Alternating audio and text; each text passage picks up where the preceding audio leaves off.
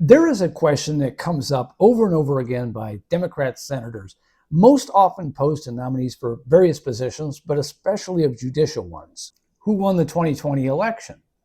For Democrats, it's really supposed to be a gotcha question, right? Because they already know the correct answer to the question, which is, for all intents and purposes, the only answer that really matters if you're wanting to accurately answer it. We all know the answer to that question as well. That is, there is a constitutional process that elects presidents, and there is a certification of electoral votes in Congress. That's it. That's the law. That's what we go by. So, according to the constitutional process, Joe Biden won the election. But, and I think this is very important, there is another answer that also matters. And that answer is simply, we don't know. I think it's important that Americans can observe our processes, especially our elections, and ask questions. Our elections are something very sacred to us as a people and as a country.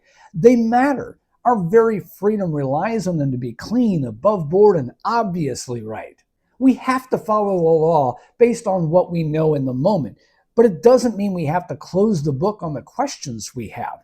According to our leaders, they've said to us, take us at our word. They've effectively said to us, who are you to question us? But wait a minute, perhaps I missed something, but it's we the people, not we the Congress. The very checks and balances are the people. We are the key to who gets the power. Our voice and our ability to openly use that voice, to challenge things and ask questions is key to our freedom and the avoidance of tyranny and abuses of power. It's the very thing that by its design is made to prevent our freedoms from being taken away from us. The nominees can have both a legal answer and a personal opinion, just like the rest of us can.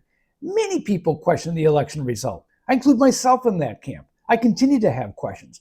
But at the same time, we have all also accepted the process for what it is, because at the end of the day, that's all we can do until we know a different answer. There's nothing wrong with asking the question about how the election went, the unofficial version of events. But I think there is something wrong in denying the question, especially when so many people asked it. Roughly half of the country asked it and continue to ask it today. In that sense, I think our representative body then has an obligation to deeply investigate the matter and commit to fully and completely answering it. Not simply to debunk the claim and therein the question and toss it out as ridiculous and looking at anyone asking it in the eye and dismissing them as crazed lunatics. Again, who are they to tell us? Just take us at our word and leave it alone. Trust us. Blind trust is what they're asking for, aren't they? And isn't that the very thing power needs to gain control? Why can't someone ask the question is what I'm saying. And if half the country has the same question, is it really a crazy one to ask? I mean, sure, one can argue, well, the ones who are asking the question are the ones whose guy lost the election. Of course. But what about someone like me? And what about so many other Americans who are asking the question then, who continue to ask the question now? People who never questioned any election before 2020. What I'm saying is what I said before, which I think is an accurate answer aside from the obvious one regarding our constitutional process. We don't know. I asked the question as a simple observer. I had questions about the mail-in ballots, about the size of the rallies, about the ratio of yard signs, and even about the record number of votes cast. These aren't presented as evidence or proof of anything. They're simple observations which led to a few raised eyebrows. Here's the thing. I've said this time and time again, an argument against party lines, party loyalty, and party division. I'm an American. I'm a patriot. I care about my country. I care about it above my party. What I'm not is a crazed lunatic. I'm not a conspiracy theorist. I'm not a sore loser. I care about our elections. I care about our voice as Americans and the sanctity of our vote. Who won the 2020 election? I'm not denying it was Joe Biden. I've never once said otherwise. I've only ever said something felt off. I've only ever said maybe we ought to double check just to make sure, not to change the result or accuse someone of something or even to deny someone else their rightful victory. And honestly, what's the harm in looking into it?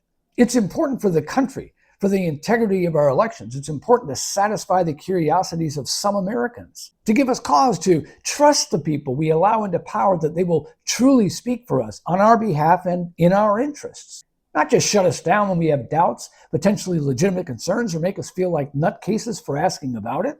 I mean, is the question really that bad to ask? Really, ask yourself that. Why was it important to silence people asking the question on social media after the fact? Why was the question decided to be dangerous? Since when was questioning our government and checking power been dangerous? Isn't it the other way around? Isn't it more dangerous when the government demands trust? Isn't it more dangerous when they make doubt look like madness? I mean, isn't that how a government takes the power away from its people? By expecting faith and trust and loyalty to the powers that be no matter what, without question or else. If you don't take us at our word, we'll run you through the courts, we'll bankrupt you, we'll make you into stark, raving mad lunatics and pariahs, we'll make you afraid to speak against us. And isn't that what they did? Isn't that what they continue to do? Do I put myself at risk for saying these things now, for having a voice, for expressing my thoughts that oppose the status quo and supposed to accept without asking anything about it? The question is why? What's so scary about the question? And if there's nothing to hide, what's the harm in answering the question and seeking out those answers? What's the harm in at least putting the question to rest once and for all so we can end the doubt and restore half the country's faith? Because the answer right now is the same exact answer that Democrats hate to hear about the constitutional process. As Senator Blumenthal called it, it's a canned response, but that's the very response we've gotten all along, the canned one. The Electoral College cast their votes and Congress certified the votes, period. End of story. Take it or leave it. That's the answer. The law was followed. At the end of the day, there truly may be nothing to see. Perhaps the question is all for nothing. But again, we don't know. And until we do know, the faith of everyday Americans in our elections might forever be damaged to the point that no one cares. Less people bother to participate. And ultimate power can root itself in an electorate chosen to participate in the rest of America's stead.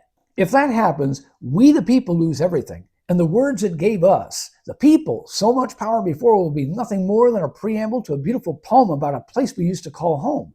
Who won the 2020 election? According to the law and to the process, it was Joe Biden. But that's only true if that's what they told us and we simply go along with it. If we accept them at their word, if we ignore the question, if we accept the question as unfounded and ridiculous. And again, I ask, what do we lose if we simply ask the question and try to answer it? Maybe everything's fine, or maybe it isn't. As Americans, no matter which side of the aisle we claim to be on, we should all want to know who won the 2020 election. It shouldn't be a gotcha question. It should be a question we unequivocally, without a doubt, with absolute proof and evidence, know the answer to. And the people who want our trust and our vote should want to answer. And let's just be honest here. That's what patriotism is all about. Not protecting our leaders, but protecting our country, protecting our system and our processes, and yes, protecting our elections. Asking questions, even potentially far-out ones, doesn't make anyone mad or illegitimate. It simply makes them patriotic Americans looking out for the country. And the harder certain people within our government work to silence the question, the more compelled we should become to be suspicious of the answer we've been given on the official record.